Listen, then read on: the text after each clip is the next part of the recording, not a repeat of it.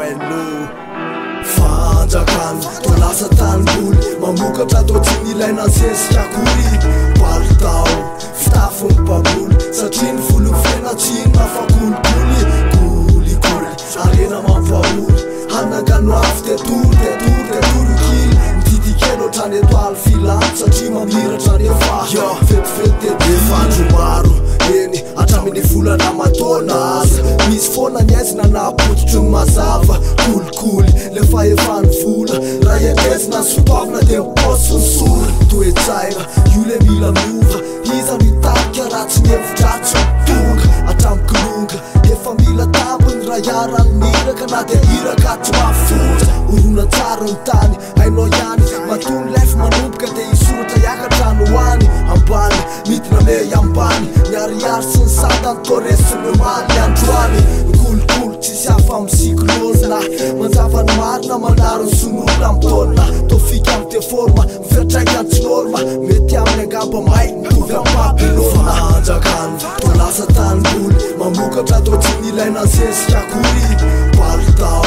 fitafy ny baboly satria ny volofena tsy nafakolikoly kolikoly arena mampahory hanangano afy de tory kily mididikelo ohatrany etoaly filany satria mamiratra nefa fetifety de bila mbola matafita ihany tena matafita tokoa tabolosy tabolôno nitondrany ka ny saina ampiasaina faza miandro ny koloroa oaizany to nikotreny malagasy mamindra rehefa hitany fa antsany etsy katery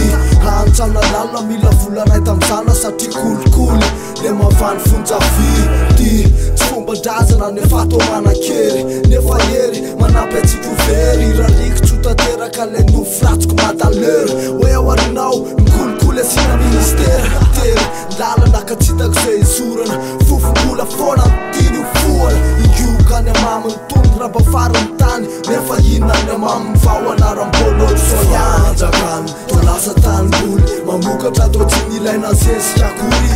palitao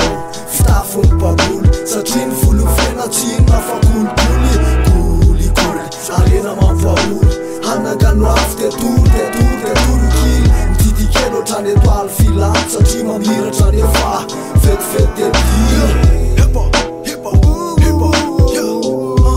tsy hoe se tsy manao kolikoly manenina fa ze manao mihitsy ny bola nenina zay tiajanony amizay